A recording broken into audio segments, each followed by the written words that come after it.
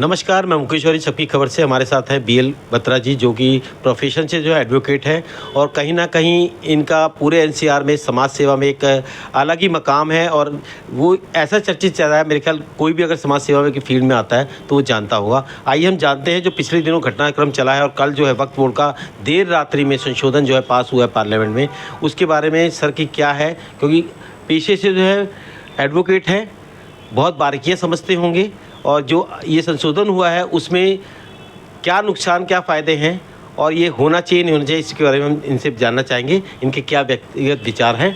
Sir बहुत बहुत स्वागत है। क्या कुछ कहना चाहेंगे जो नमस्कार। का संशोधन हुआ है?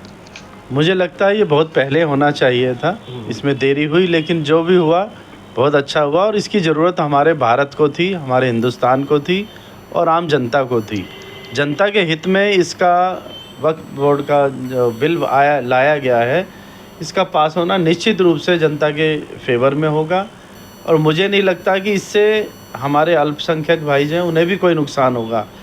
उनके वर्ग विशेष या उनके कुछ खास व्यक्ति ऐसे थे जो वक्फ संपत्तियों पर कब्जा करके बैठे थे, उनका वो किराया वसूल रहे थे, उनको वो बेच रहे थे अवैध तरीके से, वो सब रुकेगा और ये संपत्तियां उन्हीं के काम आएंगी जिनके लिए ये वक्फ बोर्ड बनाया गया है और जिनके लिए वो संपत्तियां उस समय ली गई थी।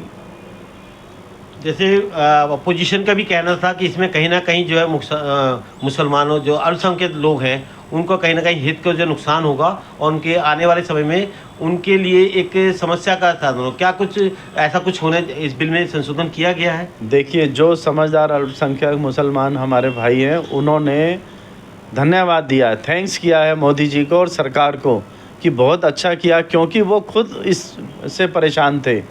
कहीं ना कहीं उनकी संपत्ति को भी खतरा था और जो संपत्ति उनके पास थी उन्हें भी लगता था किसी ना किसी तरह से ये वक्फ बोर्ड की घोषित ना कर दी जाए।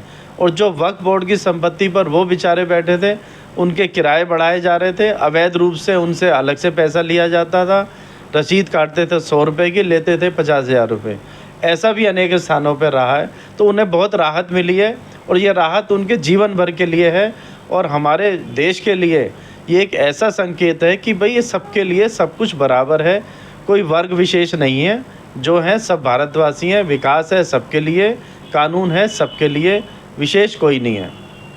जैसे अभी बत्रा जी ने कहा कानून जो है सबके लिए बराबर है और वक्फ बोर्ड में इसी का संशोधन करते हुए सबको समान अधिकार देते हुए इसमें संशोधन किया गया है। और जहां तक लगता है, जैसे अभी बत्रा जी ने भी कहा कि सबको समान अधिकार दिया जाएगा और किसी की हितों की अपेक्षा ना करते हुए वक्फ बोर्ड में वो प्रावधान किए गए हैं कि आने वाले समय में जो अल्पसंख्यक है, जो मुसलमान वर्ग है, उसको कहीं ना कहीं किसी भी चीज़ की क्षति ना हो और समान वर्ग के साथ एक हिंदुस्तान के नागरिक के तौर पे रह सके। मैं मुकेश औरी, सबकी खबर, गाज़ियाबाद से।